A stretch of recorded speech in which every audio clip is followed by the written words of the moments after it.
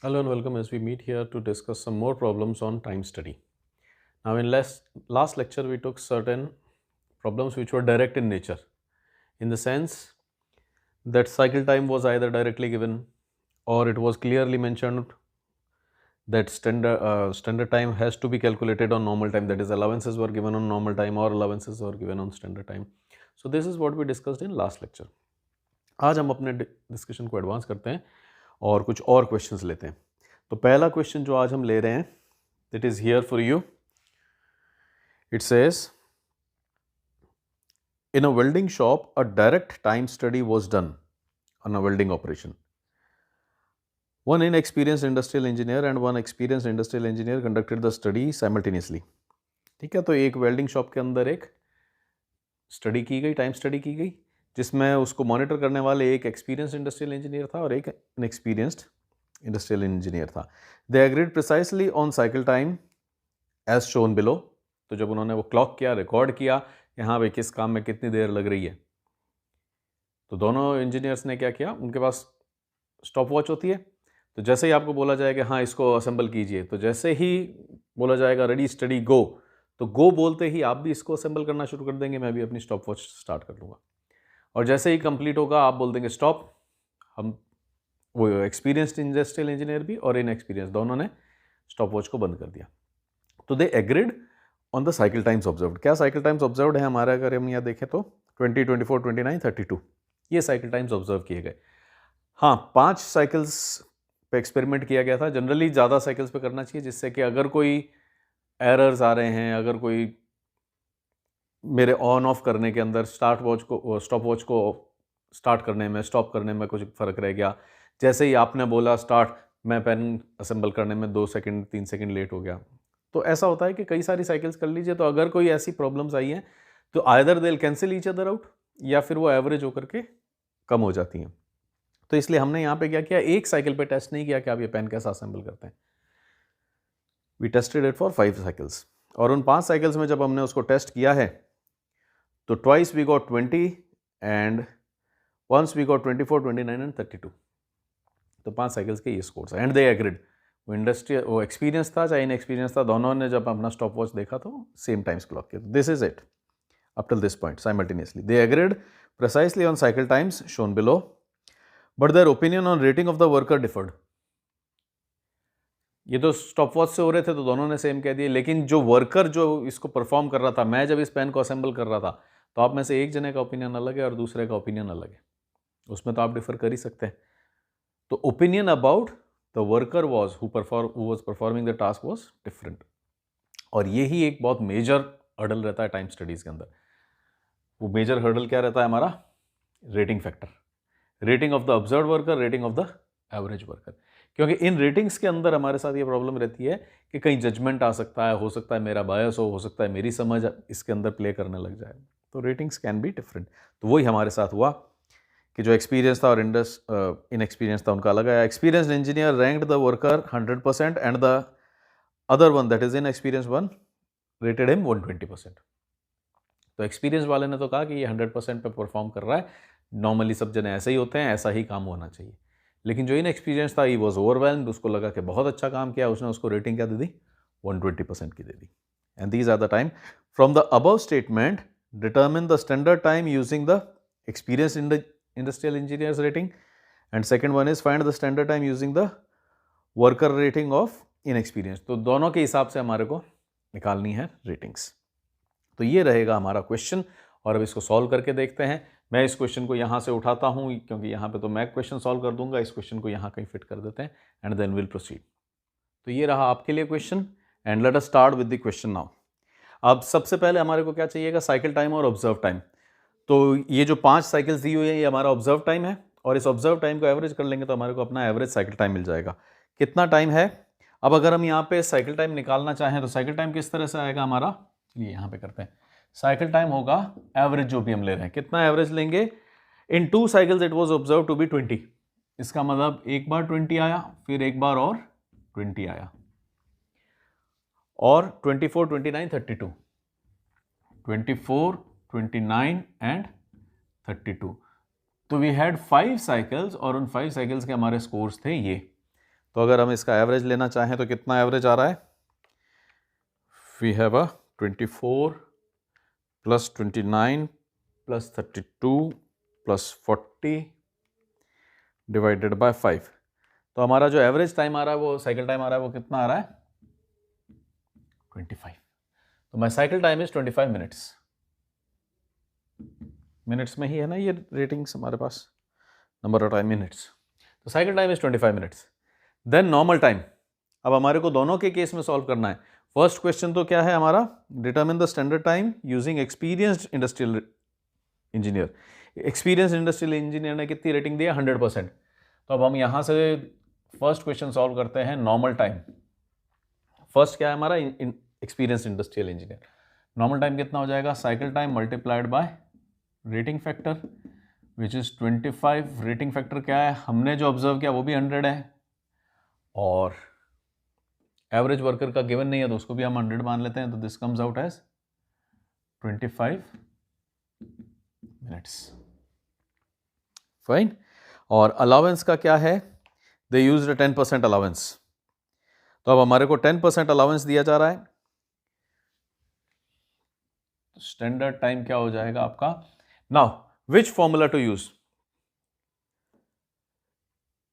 Allowance normal time पे आएगा या स्टैंडर्ड टाइम पे? अगर हम क्वेश्चन को ध्यान से देखें कि अलाउंस की लैंग्वेज क्या है हमारी, तो अलाउंस की लैंग्वेज किस तरह की है? The experienced engineer rated the worker eight 100% and the other rated eight 120%। They used a 10% allowance. They used a 10% allowance. तो अब इसके अंदर हम ये कह सकते हैं कि कहीं ना कहीं ऐसा कहा जा रहा है कि जो फाइनल आपको टाइम दिया गया उसके अंदर 10% अलाउंस था। They used a 10% allowance. इसका मतलब जहां आप पहुंच चुके हो उसमें 10% अलाउंस यूज कर लिया गया है। ये हम लैंग्वेज से इन्फर कर सकते हैं। अगेन पास्ट क्वेश्चंस के अंदर भी, पास्ट लेक्चर्स में भी मैंने कहा है कि if you are able to clearly interpret it, एक तो ये हो सकता है कि एक्सप्लिसिटली मेंशन हो 10% ऑन नॉर्मल टाइम, तो कोई परेशानी नहीं है। एक अगर हम लैंग्वेज से, अगर हम सिचुएशन से इंटरप्रेट कर पाए तो well and good. Otherwise what we can do is हम दोनों फॉर्मूले से निकाल सकते हैं। यहां अगर हम देखें तो it is saying they used a 10% allowance. They used a 10% allowance, इसका मतलब जो फाइनल आंसर आ रहा है उसमें 10% यूज की गई है। तो अगर फाइनल आंसर के अंदर 10% यूज की गई है, इसका मतलब हमारा फॉर्मूला कौन सा बन जाता है कि allowance was on standard time, कि जो आपको स्टैंडर्ड टाइम दिया गया उसमें 10% यूज की गई है। तो लॉजिकली तो हमारे को कौन सा फॉर्मूला यूज करना चाहिए? ये प्रैक्टिस के लिए अगर आप चाहें तो आप ये वाला भी फॉर्मूला यूज करके स्टैंडर्ड टाइम निकाल सकते हैं। And I have suggested from examination point of view, अगर आपको क्लियरली समझ में नहीं आ रहा है, अगर क्लियरली मेंशन नहीं है, दोनों फॉर्मूला से निकाल देंगे एंड विल मेंशन। राइट। तो हमारे लिए यहाँ स्टैंडर्ड टाइम क्या हो जाएगा? Normal time upon 1 minus allowance. Normal time कितना आया है? 25%। 1 माइनस अलाउंस कितना है? 10%। 10% का मतलब क्या हो गया? 10% is equal to 10 upon 100 is equal to 0.1। 0.1 is equal to 25 upon 0.9, which gives me 0.9, 27.77, 27.778 minutes. अब इसको हम क्या लिख सकते हैं?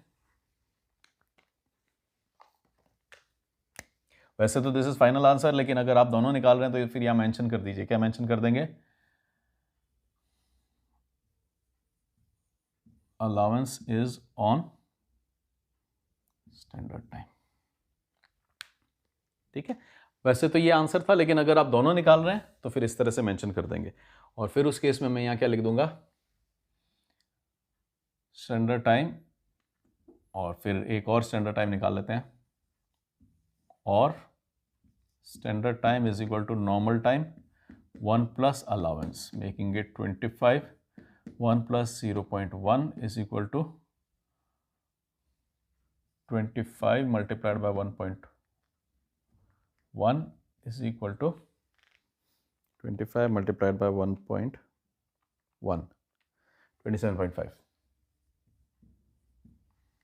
फिर इसमें मैं नोट क्या डाल दूंगा? When allowance is on normal time। Again I would reinstate कि क्वेश्चन देख के ही लग रहा था कि ये वाला केस रहेगा, लेकिन अगर आपको समझ में नहीं आता है तो हम दोनों निकाल देंगे, लेकिन एक्सप्लिसिटली मेंशन कर देंगे क्या है। तो ये तो हो गया हमारा फर्स्ट केस। सेकंड केस क्या पूछा गया है हमसे? इन एक्सपीरियंस वर्कर के लिए। इन एक्सपीरियंस वर्कर के हिसाब से नॉर्मल टाइम कितना हो जाता है? Cycle time which is 25। Let us put the formula also over here. Formula बार बार लिखते रहना चाहिए जिससे खुद को भी प्रैक्टिस बन जाए, इवन एग्जाम में भी लिख देना चाहिए। कई बार ऐसा हो सकता है कि हम वैल्यू गलत लेके आ जाएं, तो at least examiner will have confidence कि आपको फॉर्मूला तो पता था, वैल्यू में कुछ गलती हो गई है। सो 25 रेटिंग फैक्टर कितना है हमारा इन एक्सपीरियंस वर्कर का? 120 रेट कर रहा है वो, मेकिंग इट 25 मल्टीप्लाइड बाय 1.2। तो ये आपका कितना हो जाएगा? 25 multiplied by 1.2, making it 30 minutes. और फिर अगर हम स्टैंडर्ड टाइम की बात करते हैं तो फिर से standard time would be normal time upon 1 minus allowance, making it 30 upon 1 minus 0.1 is equal to 30 upon 0.9। 30 upon divided by 0.9, 33.333 33.333 minutes. अब वापस से हम यहाँ नोट डाल देते हैं। When allowance is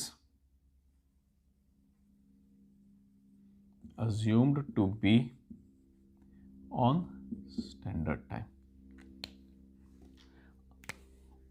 or standard time could also be equal to normal time 1 plus allowance। ये कितना हो जाएगा? 31 प्लस 0.1,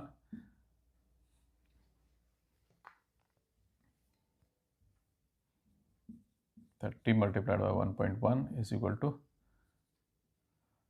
33.33। यही होगा क्या? Let me check. 30 multiplied by 1.1, 33 पूरा ही होगा, सॉरी 33 मिनट्स। यहां क्या लिख सकते हैं?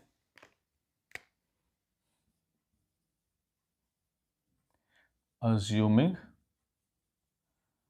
allowances are given on normal time। अब यहां पे मैंने चारों अलग अलग तरह के कमेंट्स लिख दिए हैं, तो आप कोई भी लिख सकते हैं। allowances on standard time, when allowances on normal time, when allowances assumed to be on standard time, assuming allowances are given on normal time। जिस तरह से भी आप नोट डालना चाहें डाल सकते हैं। So this was our first question for the day. Now I'll remove this thing and then we'll continue with our second question. So here is our second question for the day. What does this say? A job consists of 3 work elements and all are performed by the same operator. An analyst conducted work sampling to determine the standard time for the job. The duration of the study is 1 shift with 400 minutes. तो पहली बात तो ये हुई कि जो हमारा time है टोटल, जो कि हम साइकिल टाइम में यूज़ करते हैं किसी न किसी फॉर्म में, वो हमारा जो ऑब्जर्वेशन का टाइम है वो कितना है? 400 मिनट्स का है। एक शिफ्ट है 400 मिनट्स की ऑफ इफेक्टिव टाइम। अब उसके अंदर कुछ आइडल रहा होगा या जो भी आपके असम्पशंस है वो अलग है। इफेक्टिव टाइम हमारा उस शिफ्ट का कितना है? 400 है। Then additional information is the details of observations are summarised in the following table. The total number of acceptable units produced during the study period is 150 units। तो ये जो 400 की हमारी शिफ्ट थी, 400 मिनट्स की शिफ्ट थी, उसमें 150 acceptable units हमने प्रोड्यूस की है। Determine the standard time by assuming an allowance of 10%। तो जहाँ पे अलाउंस की बात आएगी वहाँ पे हम क्या करेंगे? 10% का अलाउंस दे देंगे। और ये रहेंगे हमारी work elements. Work element number 1, 2, 3, frequency of performance 70, 80, 50, performance rating. हाँ, हमारी फैक्ट्री में तो ये वर्क एलिमेंट जो है 1, 2, 3, भाई अगर ये पेन है 3 स्टेजेस से बनता है। वर्क एलिमेंट 1 है इसके अंदर, वर्क एलिमेंट 2 है और वर्क एलिमेंट 3 है। तो we have 3 work elements. Factory के अंदर तो ये तीनों वर्क एलिमेंट सेम आदमी कर रहा है और उसकी रेटिंग नहीं दी हुई है। तो एवरेज रेटिंग अगर गिवन नहीं है तो वो एवरेज वर्कर की रेटिंग हम कितनी मान लेते हैं? We take it to be 100। तो एवरेज वर्कर की रेटिंग तो चलिए हम 100 मान लेंगे, लेकिन जब हमने ये एक्सपेरिमेंट कराया 400 मिनट्स की एक शिफ्ट के अंदर 150 यूनिट्स जब बनवाई, तब हमारे पास जो वर्कर्स थे, जो एलिमेंट 1 कर रहा था वो अलग था, एलिमेंट 2 वाला अलग था और एलिमेंट 3 वाला अलग था। उनके टाइमिंग्स कितने, परफॉर्मेंस रेटिंग्स क्या थी? 80, 120 एंड 110। अब अगर इसको ध्यान से देखें तो ये डायरेक्ट टाइम स्टडी का नहीं होकर के वर्क मेजरमेंट को हमने दो में बांट दिया था, time study and work sampling. अगर आपको फर्स्ट डे याद हो, फर्स्ट लेक्चर याद हो, तो we split work measurement into time study and work sampling.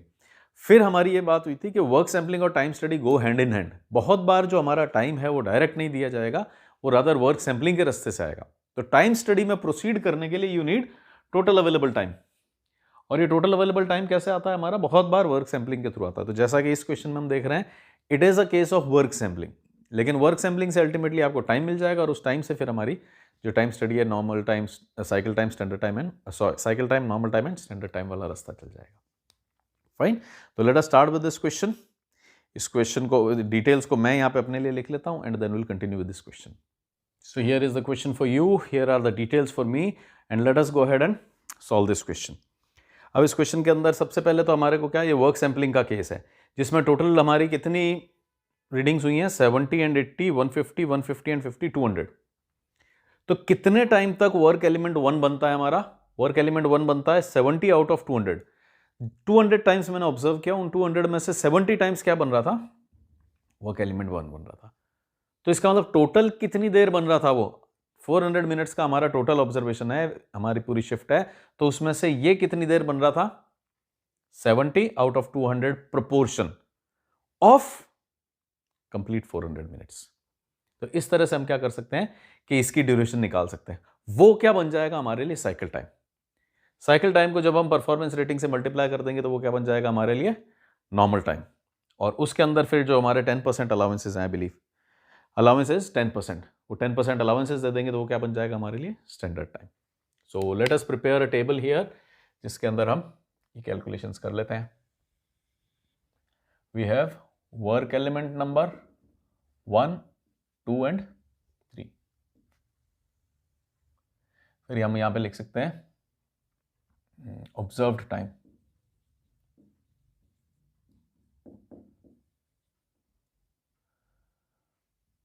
कितना हो जाएगा ऑब्जर्व्ड टाइम और साइकिल टाइम? वो कितना हो जाएगा? Proportion multiplied by 400।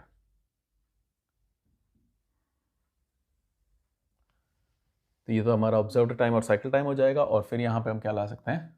Normal time. Normal time क्या होता है? Cycle time multiplied by performance rating. तो अगर हम फर्स्ट केस में देखें तो वो कितना आ जाएगा? 70 by 200 multiplied by 400, making it 140 minutes. Next वाला कितना हो जाएगा? 80 आउट ऑफ 200 ऑब्जर्वेशंस के अंदर सेकंड एलिमेंट बन रहा था, तो प्रोपोर्शन अगर निकालें तो कितना हो जाएगा? 80 आउट ऑफ 200 के अंदर ये बन रहा था ऑफ 400। ये तो प्रोपोर्शन है, तो 400 में से भी तो उतना ही प्रोपोर्शन मिलेगा। जब हमने 200 बार देखा और 80 टाइम्स ये हो रहा था, तो प्रोपोर्शन क्या है? 80 आउट ऑफ 200। तो पूरे 400 मिनट्स में भी तो इसी प्रोपोर्शन में ये सेकंड एलिमेंट बनेगा। ये कितना बन जाता है हमारे लिए? 160 minutes. And last one is 50 out of 200। 50 out of 200, 400, making it 100 minutes. अब ये कितना है? 300 एंड 100, 400। तो पूरा 400 मिनट्स का हमारे को हिसाब मिल गया। उस 400 में से 140 मिनट्स तक तो बन रहा था एलिमेंट 1, 160 मिनट्स तक बन रहा था एलिमेंट 2, 100 मिनट्स तक बन रहा था element 3। And what about normal time? Normal time would B 140 multiplied buy rating 80%। 80% को 0.8 लिख सकते हैं, अब तो हमारी प्रैक्टिस हो जानी चाहिए। Then there is 160 multiplied by 1.2, then there is 100 multiplied by 1। तो हमारे नॉर्मल टाइम्स कितने कितने आ जाएंगे? 112। नेक्स्ट कितना है? 16 मल्टीप्लाइड बाय 12, 16 मल्टीप्लाइड बाय 12, 192। और लास्ट वाला हो गया हमारा 100। टोटल करके देख लें, प्लस 404, 100, 200, 300, 404 हो गया, ठीक है, 404 आ गया। क्या आ गया हमारा ये? Normal time. तो we started with cycle time, now we are down to normal time. अब इसके अंदर हमारे को क्या कर देना है? 10% का जो भी अपने को देना है अलाउंस, वो अलाउंस दे देंगे। तो अलाउंस दे देने के बाद हमारा स्टैंडर्ड टाइम कैसे बन जाएगा?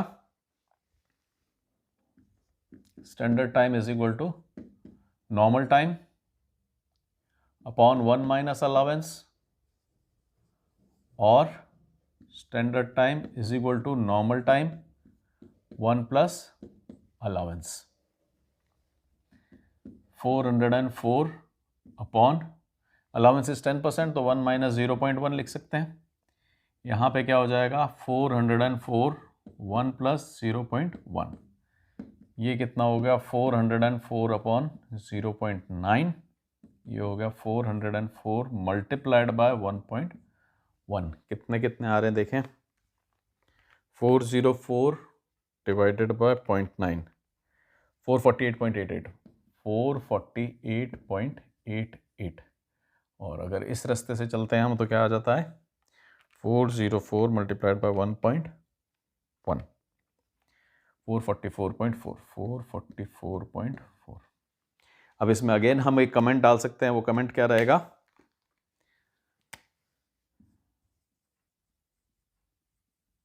assuming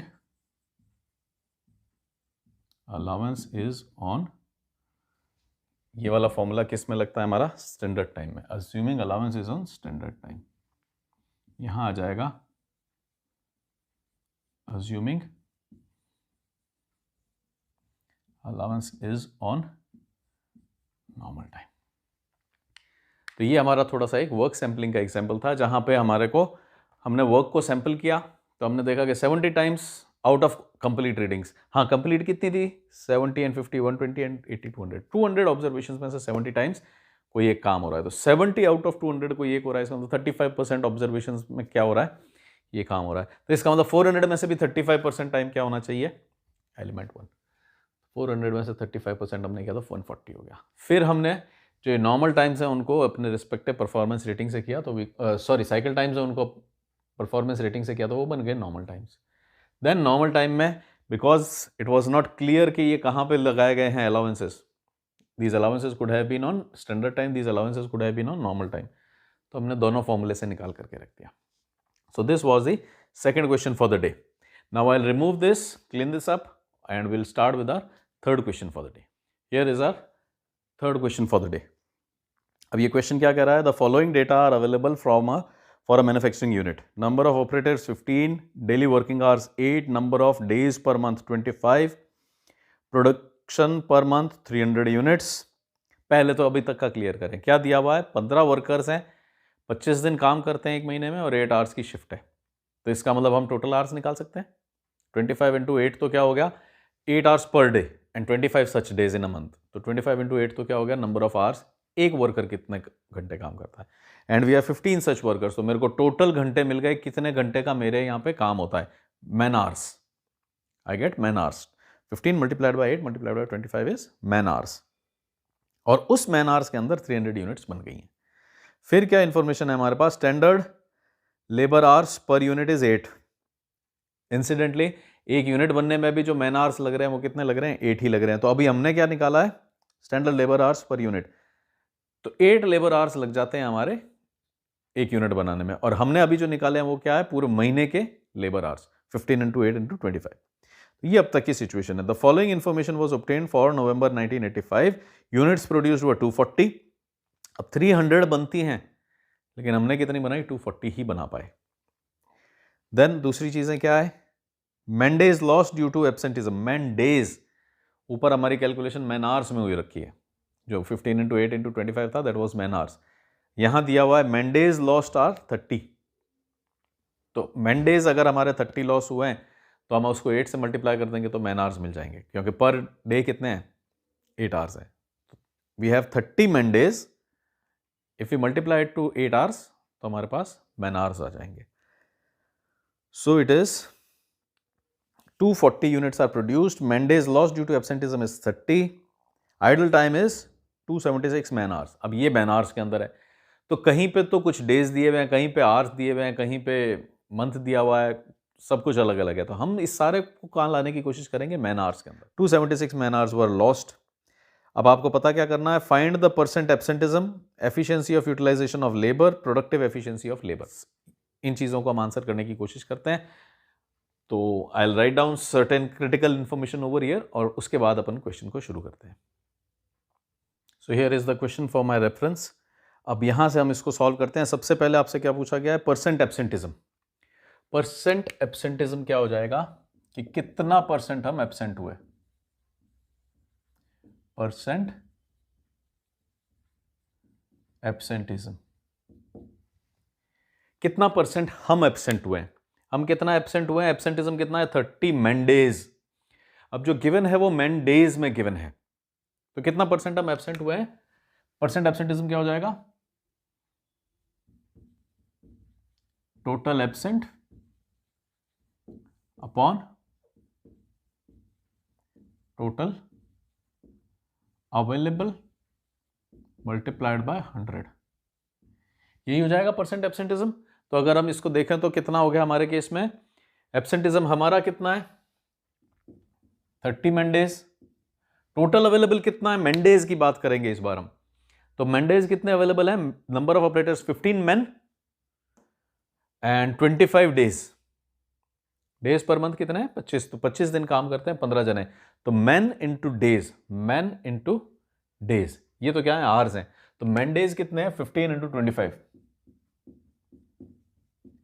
making it 30 upon 400, 375 multiplied by 100, sorry,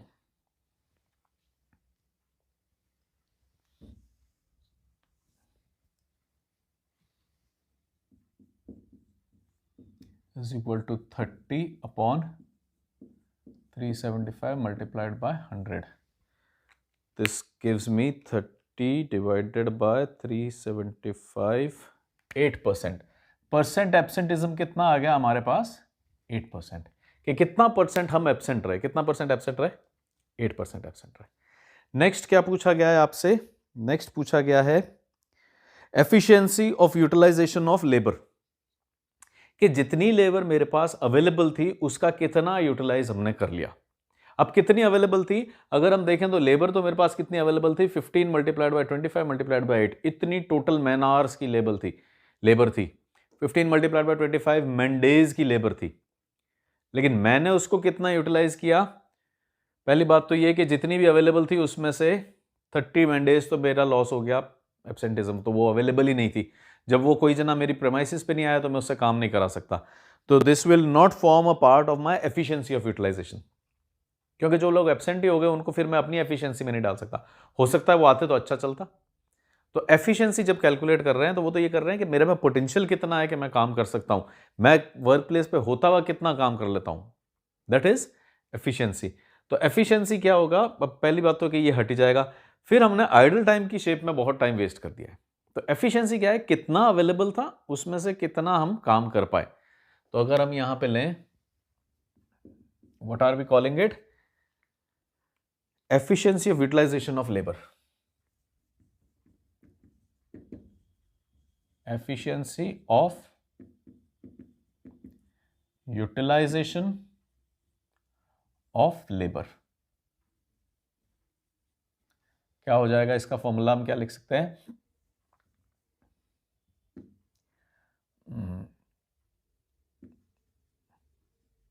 labour utilised upon labour available. अगर 100 से मल्टीप्लाई कर देंगे तो परसेंट में आ जाएगा। Labour utilised and labour available. तो सबसे पहले तो हम ये देखें कि लेबर अवेलेबल कितनी थी, लेबर अवेलेबल कितनी है। हाँ, अब एक थोड़ा सा ध्यान रखें, absenteeism is given in man days, idol time is given in hours. तो ये तो थोड़ा कंफ्यूजिंग हो जाएगा, तो बेटर ये रहेगा कि हम इन सबको कहां ले आए, आवर्स में ले आए। और ये तो बिल्कुल ही हमारे को ओपन दिया हुआ है, तो 15 इंटू 25 करते हैं तो वो मैन डेज बन जाता है, 15 इंटू 25 इंटू 8 करते हैं तो मैन आवर्स बन जाता है। यहाँ पे हमारे को मैन डेज दिया हुआ है, यहाँ पे आवर्स दिया हुआ है, तो will convert everything into hours. तो हमारे पास कितने मैन आवर्स अवेलेबल थे? 15 इंटू 25 इंटू 8, इतने मैन आवर्स तो मेरे पास अवेलेबल हैं टोटल। लेकिन इनमें से 30 मैन डेज की छुट्टी हो गई, तो 30 मैन डेज मल्टीप्लाइड बाय कितने हो जाएंगे? 30 मल्टीप्लाइड बाय 8। इतने आवर्स, इतने मैन डेज मेरे को कम मिले। मैन आवर्स, सॉरी कहाँ गया, man days multiplied by 8 becomes man hours. तो इतने तो मेरे को कम मिले हैं। तो टोटल अवेलेबल कितनी है? इतनी अवेलेबल है, उसमें से ये 30 तो हट गए, तो ये एक्चुअली मेरे को अवेलेबल नहीं है। तो टोटल अवेलेबल बिकम्स, रियल में कितनी अवेलेबल है, कैपेसिटी कितनी है, स्टैंडर्ड लेवल कितना है, माइनस जो रियल में हमारा एब्सेंटिज्म हुआ है। और यहां लेबर यूटिलाइज्ड कितनी हो जाएगी कि कितनी हमने यूटिलाइज कर ली? तो इतनी अवेलेबल थी 15 इंटू 25 इंटू 8 माइनस 30 इंटू 8, इतनी अवेलेबल थी। उसमें से कुछ कम यूटिलाइज किया हमने, कुछ आइडल टाइम वेस्ट करवा दिया। 276 मल्टीप्लाइड बाय 100, ये कितना आ रहा है? तो ये समझ में आया कि भाई इतना तो नॉर्मली स्टैंडर्ड जो है मेरा, कि भाई 15 जनों को मैंने रिक्रूट कर रखा है, 8 घंटा वो डेली काम करते हैं, 25 दिन आएंगे तो इतना काम कर लेंगे। बट एब्सेंटिज्म तो होगा रियल में जब हम जाते हैं तो एब्सेंटिज्म कितना हुआ? 30 मैन डेज वर लॉस्ट। 30 मैन डेज मतलब हो सकता है एक जना 30 दिन नहीं आया हो सकता है 2 जने 15 दिन नहीं आए हो सकता है 3 जने 10 दिन नहीं आए हो सकता है एक दिन 5 जने नहीं आए, एक दिन 3 जने नहीं आए। इस तरह से अलग अलग कॉम्बिनेशन में टोटल मैन डेज लॉस्ट कितने हैं? 30। अब अगर 30 डेज लॉस्ट हैं तो उनके घंटे कितने हो जाएंगे? 30 इंटू 8, तो इतने मैन आवर्स लॉस्ट हैं। तो ये मेरा टोटल हुआ कि इतने टाइम का हमने काम किया है, इतने टाइम की प्रेजेंस थी। What is efficiency? कि कितना हमारे पास अवेलेबल था और उसमें से हमने कितना यूज कर लिया, इतना अवेलेबल था। क्योंकि ये जो लोग नहीं आए वो तो अवेलेबल नहीं थे, तो वी हैव रिमूव्ड देम। हाँ, अब यूज कितना कर लिया कि इतना अवेलेबल था, उसमें से 276 कम यूज कर पाया मैं, क्योंकि आइडल टाइम चला गया। तो अगर इनकी वैल्यूज निकालें, कैलकुलेशंस करें, तो ये कितना आएगा? 15 multiplied by 25 multiplied by 8, this is 3000 minus 240, 2760, 2760। तो ये भी हो गया 2760 minus 276 multiplied by 100। 2760 minus 276 divided by 2760 multiplied by 100। कितनी एफिशिएंसी है हमारी? 90% एफिशिएंसी। इतना हमने अपनी जो लेबर अवेलेबल थी मेरी प्रीमाइसेस पे थी, उसको मैंने इतना यूज कर लिया कि 2760 आवर्स के लिए वो मेरे पास अवेलेबल थी, लेकिन 2760 में से 276 हमारे वेस्ट हो गए। तो 90% is my efficiency of utilisation of labour. Then next जो चीज पूछी गई है that is productivity, sorry productive efficiency of labour.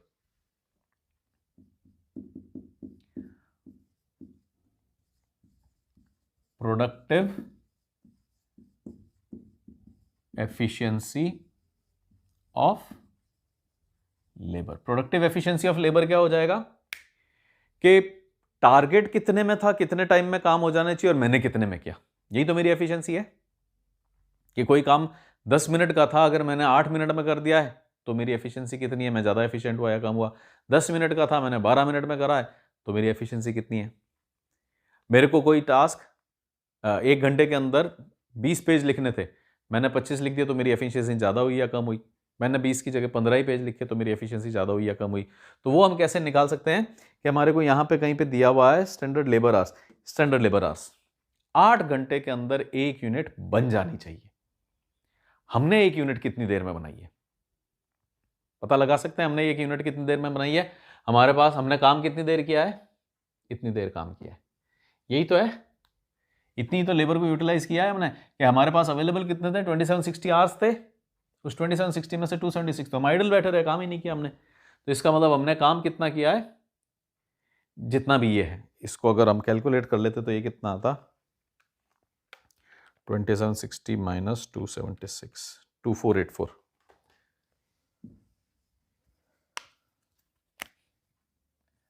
2484 upon 2760 multiplied by 100 is equal to 90%। तो ये हुआ हमारा 90%। हाँ, अब प्रोडक्टिव एफिशिएंसी हमारे पास कितना अवेलेबल था? 2484 आवर्स अवेलेबल थे। इतनी देर मैंने एक्चुअल में काम किया। ये भैया आइडल बैठा हूं वो तो छोड़ दो, जब मैं काम ही नहीं कर रहा हूं उसको मैं अपनी प्रोडक्टिविटी में जोड़ूं वो अलग बात है। तो मैं काम कितनी देर किया है टोटल हम सब जनों ने मिलकर 2484 के लिए किया, और उसमें हमने यूनिट्स कितनी टर्न अप कर दी? 240। तो हमने कितना टाइम लिया है? प्रोडक्टिव एफिशिएंसी ऑफ लेबर के अंदर क्या फॉर्मूला हम क्या लगा सकते हैं? Standard labour hours per unit upon actual labour hours per unit multiplied by 100। Standard labour hours तो हमारे को गिवन है कितने थे? 8। एक्चुअल लेबर आवर्स कितने हो जाएंगे? पहले एक्चुअल लेबर आवर्स कैलकुलेट कर लेते हैं, क्योंकि स्टैंडर्ड तो गिवन है, 8 गिवन है। Actual labour hours per unit कितना लग गया हमारे को? हमने काम कितनी देर किया है? 2484 आवर्स, और यूनिट्स कितनी टर्नअप कर दी? 240 यूनिट्स। क्या चाहिए आपको? Actual labour hours per unit. ये लेबर आवर्स है, इतनी देर का हमने काम किया है, और इतनी यूनिट्स हैं। 2484 divided by 240 divided by 240 giving me 10.35। हमने कितनी देर में एक यूनिट टर्नअप की है? 10.35 आवर्स पर यूनिट। और स्टैंडर्ड कितना था आवर्स पर यूनिट? 8। तो अब हम यहां देख सकते हैं हमारी प्रोडक्टिव एफिशिएंसी कितनी हो गई। देयरफॉर प्रोडक्टिव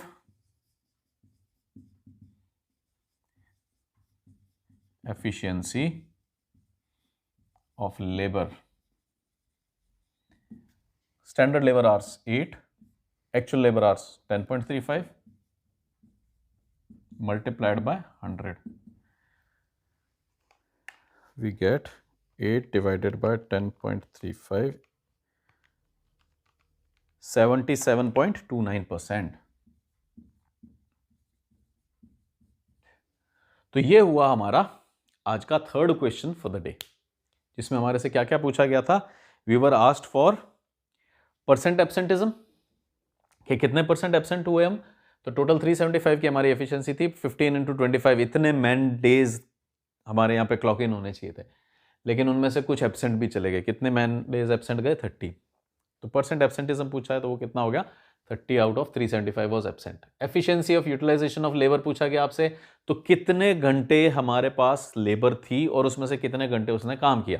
लेबर कितने घंटे थी हमारे पास?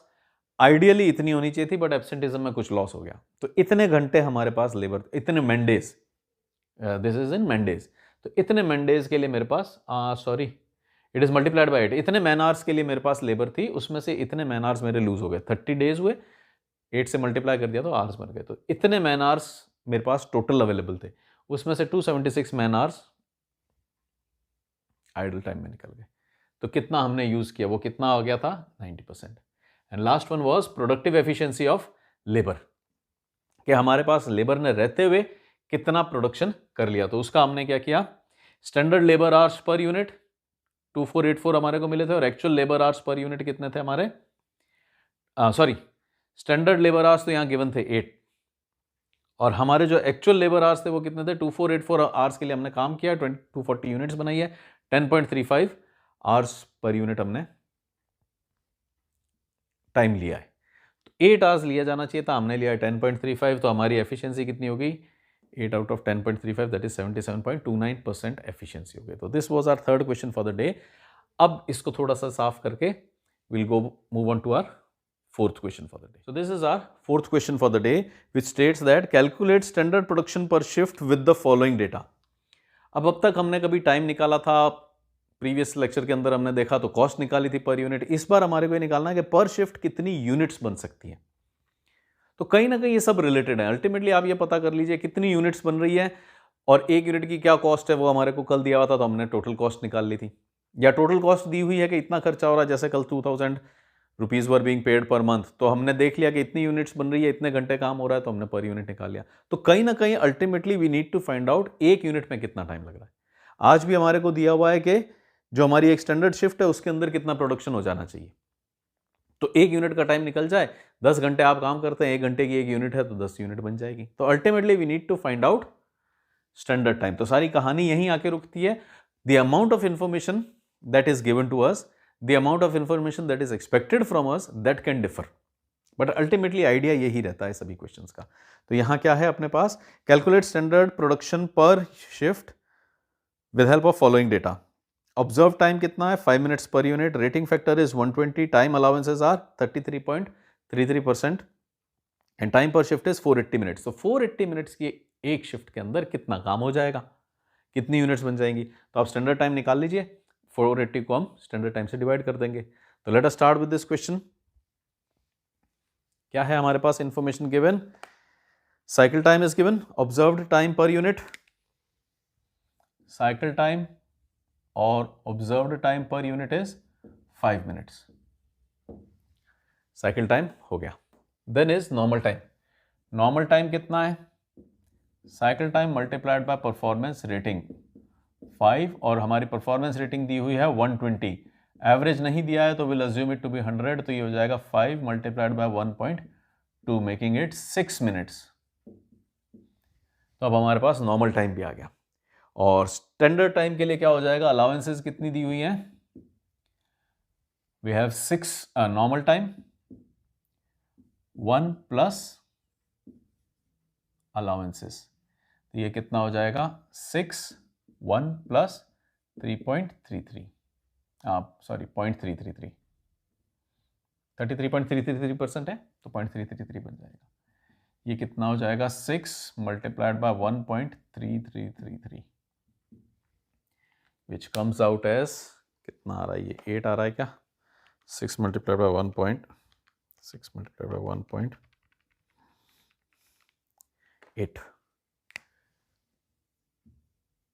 8 मिनट्स का हमारा स्टैंडर्ड टाइम आ गया। Therefore standard production per shift कितना हो जाएगा, 480 मिनट्स की शिफ्ट है हमारी,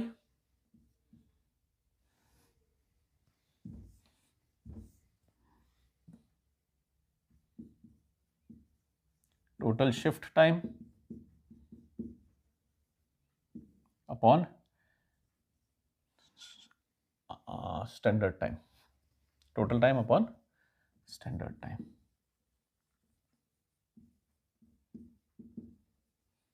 हमारे केस में कितना आ गया, 480 मिनट्स अपॉन 8, 60 यूनिट्स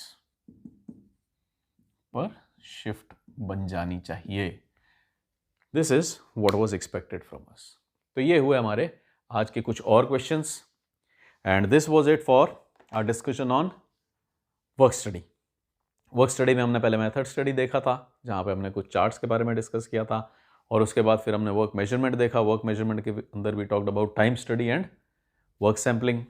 फिर टाइम स्टडी के हमने कुछ क्वेश्चंस लिए और अलग अलग तरह के क्वेश्चंस लिए, किसी के अंदर कॉस्ट पूछी गई, आज हमारे से शिफ्ट पूछी गई, लेकिन सब के अंदर अल्टीमेटली हमारे को जाना इस रास्ते से पड़ता है और स्टैंडर्ड टाइम निकालना पड़ता है।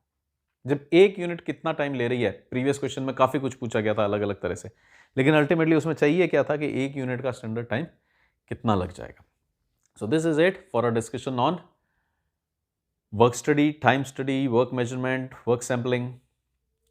Next time when we meet, we'll move on to our next topic from production and operation management. And until we meet next time, do take care. Thanks for watching. Bye-bye.